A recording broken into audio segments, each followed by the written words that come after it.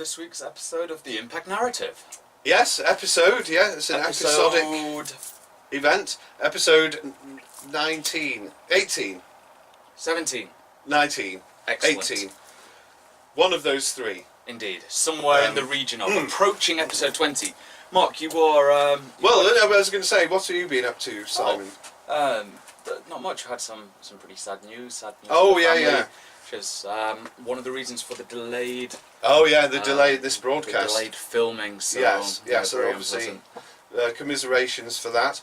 And while that's been happening in your life, mixed news. I've decided, I've made the big decision that I'm going to devote the rest of my life to being a Pythagorean. Excellent. Because this is wonderful news, Mark. Because in a conversation earlier, it reminded me of the kind of rules of the Pythagorean order, which I think are rules which everyone should live by. Before we get to the rules, those people who may be unfamiliar with the Pythagorean order, just please. Well, I wouldn't have a clue really, but I just want to be one. You want to be? Well, they were followers of Pythagoras. The clue's in the name. So they're always kind of making up theorems of various things. Right angles. But observing all the right angle triangles in the world. Exactly. But there. I found one. I'm not sure how many of them there were, but they had a very strict kind of set of rules which they had to abide by. Give us some. Well, just some of them, and this is from what is it our book of the week? Because it's rather a hackneyed old book of the week. It's a book. Bertrand Russell's History of Western Philosophy. Among the rules were not to pick up what was fallen. Right. Not to step over a crossbar. Okay. I'm not sure how good the translation is here, but stepping over a crossbar is something that I've avoided. Likewise. Pretty well, so I'm already halfway. Time in school, but well, let's not. Right. Not to stir the fire with iron. Not to eat from a whole loaf, which makes it rather difficult for a Pythagorean ever to eat. Well, they would have to get a non-Pythagorean to start the... Indeed. Exactly. Not to walk on highways. Right. Wise words. Not to let swallows share one's roof. Again. Do not look in a mirror beside a light. Right. Why? I imagine because that means you'd see your reflection. Whereas if you turn the light off, then the mirror wouldn't. And the Pythagorean never see the reflection of oneself. Yeah, I think it could have been simplified into saying don't have any mirrors. But the rule is more have a mirror, which doesn't serve any purpose whatsoever. But more controversially, not to touch a white cock. Right. And finally, but actually first on the list, to abstain from beans. And to be quite honest, I hated beans when I was a child, but I was a Pythagorean when I was young. But now I do occasionally eat beans. And one of Pythagoras's... What type of beans, though? Is this a across the board a ban on beans, or is this? It's a blanket type of a blanket ban on beans. Right. And one of Pythagoras's followers, whose footsteps I'm hoping to follow, but not on a highway, was Empedocles. Right. Who I believe also is subject to a poem by Matthew Arnold, was he not? Empedocles on Etna. But I think we'll get our researchers to look into that. But anyway, he felt at one point that he transgressed, and he wrote, woe is me that the pitiless day of death did not destroy me ere ever I wrought evil deeds of devouring with my lips. You won't want to know what he did. I dread to think. Well, there are clues here, because later in the passage he reiterates, although this wasn't on the original list that Bertrand Russell, but anyway, abstain wholly from laurel leaves. Wretches, utter wretches, keep your hands from beans. And that suggests, as Bertrand Russell said, perhaps he'd done nothing worse than munching laurel leaves or guzzling beans. Well, I think we should take a moment just to ponder on... Well, we should, but I mean, I just think Bertrand Russell isn't a great favourite of mine, but to choose the word guzzle in this context I just think is inspired. But clearly Empedocles, Bertrand Russell didn't think it was that serious. but we know just how serious it was for Empedocles. Let's just hope that he didn't touch a white cock on the same day. Sort of precludes supporting Tottenham Hotspur, I guess. But I hope this isn't really still ringing true for those wanting to be Pythagorean. Yeah, well, no, Because- I've got the list. I'm not going to touch any white cocks, and crossbars. I'm going to duck under I from will now avoid on. crossbars and white cocks, but the beans.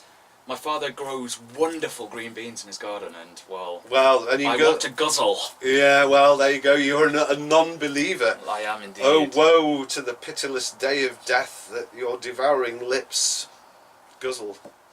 Anyway, As one can probably tell, it's been a relatively quiet week here. well, quite quiet, but there's always things to There's a lot to report. talk about, so why don't we crack the golf on, Mark? last night, very, very good.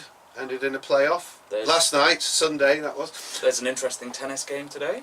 A Right, match, even. right. What Serena between Williams right in her Maria catsuit Sharapova. and Maria Yeah, which has brought Sharapova. up all kinds of pretty abhorrent objectification issues. There's What, the some- catsuit? Some racism. This whole Sharapova-Williams rivalry, and Right. it's deeply problematic, the coverage of this. Right, yeah. Yeah, So, well, poor old Serena, I mean, she does seem to attract unpleasantness of various kinds. Probably the best tennis player to ever grace the game, Well, even beyond the great Roger Federer. If you look just purely at the number of titles. yeah, I mean, I'm the a only big thing... fan of Roger Federer. But Yeah, but I think with Federer there's like 4 or 5 who are kind of pretty close to him, whereas Serena is just untouchable when she bothers. Exactly. Because yeah. sometimes she looks a bit... She's so good that you just think sometimes she switches off because she's winning too easily or But whatever. But comes with all of this baggage that has been poured on her that is just pretty... well, she's a pretty pretty cool abhorrent. person. She's a bit like Meghan Markle, another person the show is pretty positive But about. there's something about Serena that just brings out the darker side of humanity and the darker side of the media in particular. Yeah. But, well, mercifully, I haven't. I know about one particular comment that was made about her, which was just vile.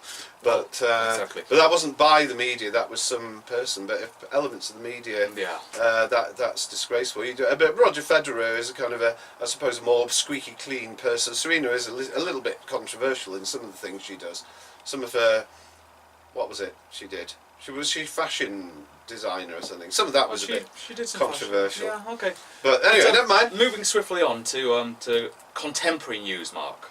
Right. John Stuart Mill news. Oh, John Stuart Mill. Well, I heard he tweeted his congratulations to our colleague Chris McLeod, Indeed, but who's been promoted very deservedly to is the that position of senior lecturer, rather like yourself. Public knowledge, public, is it? I don't think it's been. I don't think there was an embargo. If there was, this programme will be destroyed. It will, but probably not yet. Yeah, so John Stuart Mill news. That was that. But also on Chris McLeod news. Yeah, we have to cut that bit out. Well, I think we could just probably leave it in. Okay. There's a little snippet, Okay. a nugget for those of you that watch. Yeah, Chris McLeod news. Yeah, I've heard He that. had a rather unpleasant train journey. Yeah. Trying to get back from Manchester Airport to Lancaster last week. Well, that's a journey that no sane person should Exactly. undergo. Having done it myself many times, it's not what you want after a long journey, then to be stuck with delays. And it seems to me that there are train lines and journeys that are more prone to delays than others. And those of you that are watching the news and keeping up to speed with things in the past few days have seen that this line from Manchester Airport all the way up the west coast is being it's been regularly featured. It's been a topic of a great deal of debate. Andy Burnham, the mayor of Manchester, he's been taking this case, he's been championing it, taking on Mr. Chris Grayling, the Transport Secretary, trying to call for financial compensation for people who've been affected by it, but also actually trying to improve the quality of the service. Yeah. So About time. It's a pretty shocking state of affairs, to be honest. The number of cancellations, the number of delays, and this is just if it works, there's always about 500 people in a carriage meant for 50. Well, so that's interesting you say that, because I was on one of those carriages that was full of people. 500, Right. and I tweeted Northern Rail at Northern Assist if you're interested, Okay. and I said, Like them at. well, I said that this is perhaps a little bit unsafe. Right. Was this the time that you've already talked about on this program? I have mentioned this in the past, and Right. they said, well, there is no limit on the number of people. Yeah. But, well, given that they are cutting trains, they've cut 165 trains Wow. from this in an attempt to make it easier for people to tell whether their journey is going to run on time. Right. They have cut trains that may or may not have run on time. So their very deeply unpleasant journey will run on time. Well, You can rest assured that if it your runs. journey will be even more unpleasant than Yeah. it was before, but it'll run on time. So you have routinely hour-long delays, and this is something that is obviously going up to Westminster. There are issues that Mr. Burnham has raised with regard to discrepancies between North and South. Aye. The northern... Yeah, Northern Powerhouse is still in the station. Yes, with the 500 people on it. Yeah. Exactly, yeah. So In the cab. lots of issues, but there have been growing calls for renationalisation. Radical stuff. Wow. Indeed. Yeah. Which would that be a first for a Tory government? Yeah, I guess it probably would, yeah. Well, yeah. That'd be interesting. Because, I mean, the previous, the Network Rail thing was... no, Network Rail, was that not under Major? Yeah. So, yeah, Tories are pragmatic people. Right. They're not blinded by dogma. No. Oh, you almost said that with a straight face now. Almost. No, but it is very difficult for them to do this, and it does seem that, that how much evidence do they need before they do this kind of thing? But in the 90s, perhaps, I do think that that the major government was forced to renationalise the network, as it were. It's just the licences to print money that they're going to, i.e. the franchises, they'll be more reluctant to take a one-way bet away from capitalists. Sure, yeah. Not that this programme has any views. No. We just don't like... We like trains to run on time here. Yeah, we just don't like the cheap... Because that even free marketeers won't like the rail network, the way it's run, because if people have a licence to print money, they don't give a good service. So it's not an efficient service. Well, it's a very bad service, and has been for Indeed. this particular one is a national scandal. Yeah, Because for people to stand all the way, and especially Manchester, they can't stand. Well, Manchester Airport is a pretty big hub, and if visitors to this country, their first exposure to life in this country is having to stand on a journey, say from Manchester to all parts north. Or to wait at a station for a train that never arrives. Yeah, but that's a new development. The old service was a scandal. But obviously there's also the commuter dimension. People commuting from Lancaster to Manchester on a daily basis, it's a grind now. Oh, I'm sure. Yeah. Well, you know about that. Well, good. Anyway, that's parochial news. That's us getting really angry about things which only concern about a few million people, rather than the whole globe, which is what we usually get crossed out. Yeah, but I think we should stay in the UK, Mark. We should go to popular culture with a political bent. Okay, so you talk about grime. No. Go on then. Grindthorpe? No, Grindthorpe Colliery Band. No, I'm They're not. the originators of this thing called grime. They are indeed. Yeah, they'll be pretty edgy tunes. It's amazing, isn't it, that this is a godsend for them. That they are the godfathers of grime. I wonder if it's had an impact on their tourism. In fact, Grindthorpe leads us to your... It does. Yay! We got there eventually. Fantastic. So recently, the BBC has a drama called A Very English Scandal. Yeah, that's variations on that title have been used rather too often. I'm already suspicious. Well, go on. And this scandal, this drama, tells the story of Jeremy Thorpe. And Mark, I'm hoping that you could tell us a bit about this. About Jeremy Thorpe? About this incident and why it's important, because I think the programme itself has been accused of maybe casting Mr. Thorpe in a slight pastiche of himself, a caricature of the gentleman that he was. Right. There have been serious criticisms. So Mark, can you tell us a little bit about the incident itself and why it's important? Yeah, well, let's see, 1970, late 70s, when was it? Mid 74, anyway, whenever it was, that I mean, Jeremy Thorpe, it was 74, that's right. Jeremy Thorpe had led the Liberal Party to one of its periodic revivals. And, it was very flamboyant, should we say, and could have been given a senior position if there had been a Conservative Liberal coalition after the February 1974 general election. So it was late 70s, it was 1979 election that he stood in and lost. That's right. So it's late 70s we're talking about, which everyone would have known. I'm just not briefed. And anyway, so Jeremy Thorpe was a national figure of some weight, whereas most Liberal leaders before him had been ignored by the media. He managed to attract quite a lot. He did a lot of stunts. He did some canvassing on a hovercraft once and all this kind of thing. Yeah, he was with it, but he was an old Etonian, I think, and was he president of the Oxford Union? Pretty sure it was the Oxford Union. A rather unconventional route for a politician. Absolutely, yes. And anyway, very suddenly he was engulfed in a scandal which involved liaison he'd had with Norman Scott, the male model, allegedly somebody who, basically seemed to have issues. Basically, was somebody who it was certainly portrayed in the media when the scandal broke that this was not a suitable relationship anyway. That there was a big imbalance of power, age, all this kind of thing. But there were incriminating letters got out in the press. Anyway, it broke partly because of what seemed to be a conspiracy to kill Norman Scott's dog in order to scare him and keep him quiet or whatever. So it seemed like it was an affair which ended, which Jeremy Thorpe wanted to keep out of the limelight, and then things snowballed into potentially very sinister things, and there were criminal charges and what have you. But in amongst all this, I mean, it shouldn't be. There is a problem with, I think, with doing these kind of factional, we already live in a world where fake news is the same thing basically. It's making fiction out of what are essentially facts. Yep. That you don't believe a piece of fake news unless there is some fact to which it relates.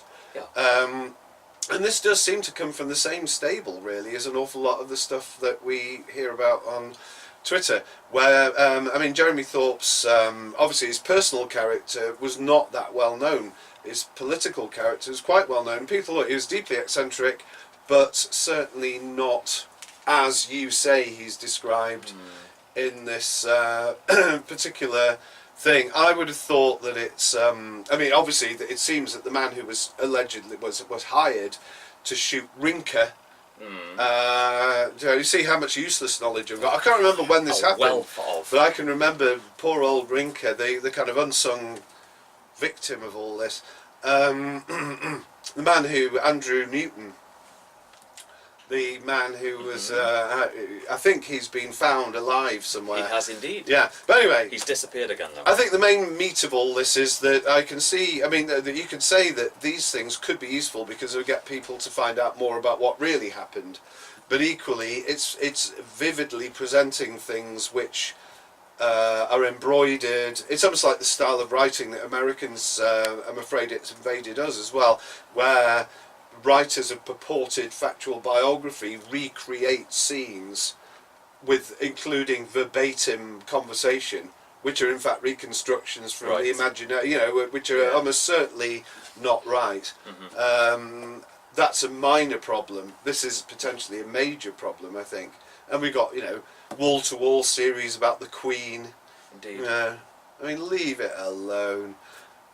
You are a lover of the world of fiction, Simon. I am indeed. And it may be that some fiction can be written about real events. Yeah. I remember reading Biggles Flies Open. No. Excellent. That's Private Eye. That's Private Eye's spoof of the Biggles Does Something Saves the Universe or whatever. When I was probably about 36 or something. Anyway, and that was kind of a factual. It taught me that Norway had been an important part of the Second World War, which I hadn't known previously, and it was set in Norway. But all the rest of it about Biggles doing all sorts of things, leave it alone. Don't # leave it alone. Yeah, don't just make things up. Don't Although those of you interested in Norway within the Second World War, there's a wonderful film called Flame and Citron. Right, and it's a mixture of fact and fiction. Well, it's set in Norway during the Second World War. Right. And it's wonderful. Well worth a watch.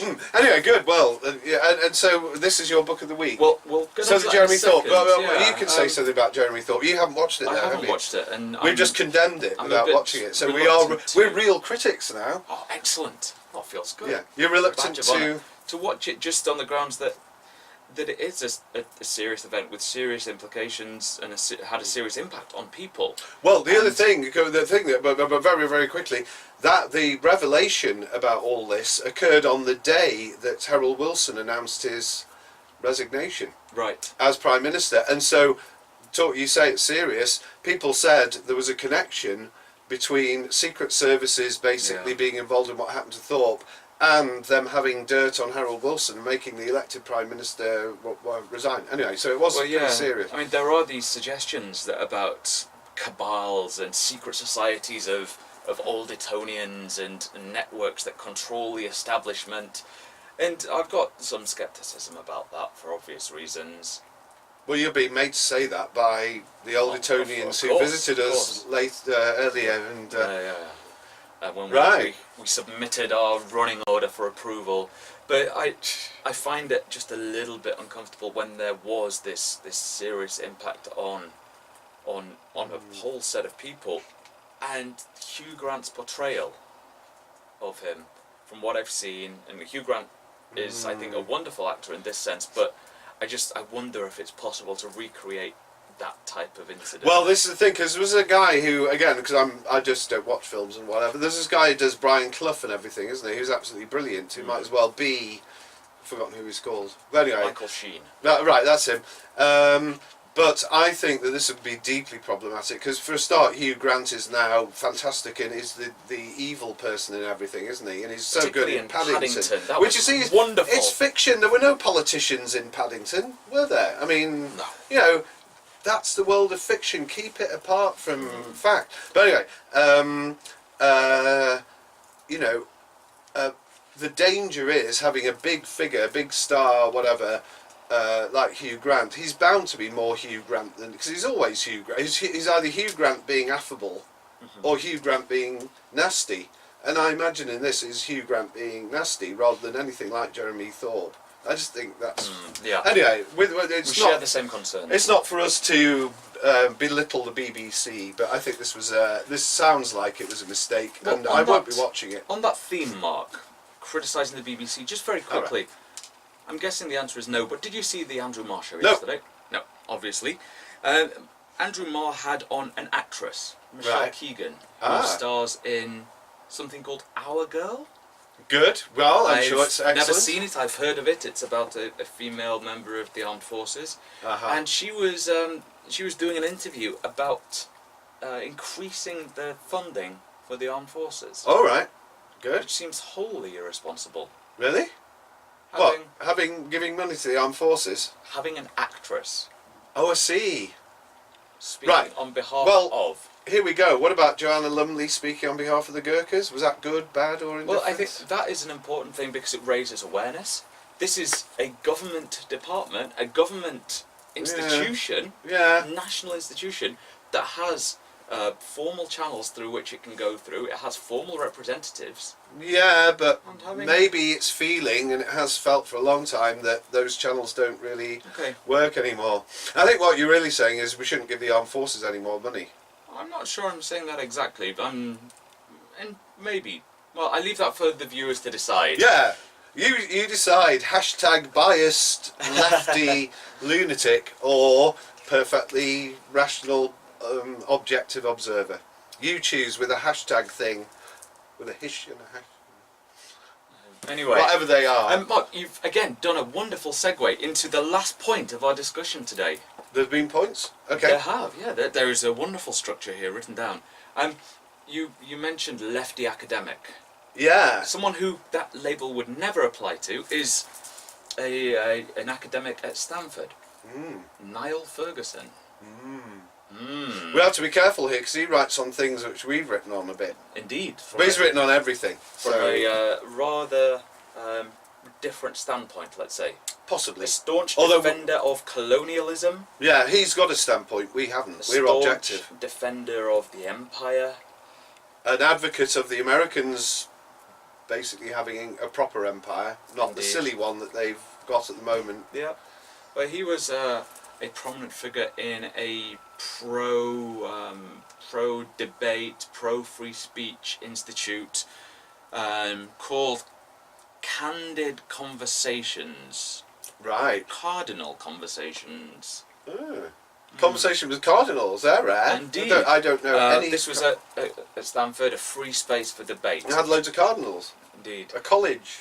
But what Mr. Ferguson was guilty of is intimidating students who were critical of the endeavour. Really? He had tasked his research assistants to dig up dirt on students that were vocal in their criticism of him. And the Right. project. Because this project had brought in some speakers who were somewhat controversial, who had rather interesting views, Mhm. and there was obviously a great deal of debate, particularly around this idea of not giving a platform to people with such Oh, views. right. Yeah, yeah. And so people spoke out against the project and against Mr. Ferguson. I mean, he's no stranger to that, of course.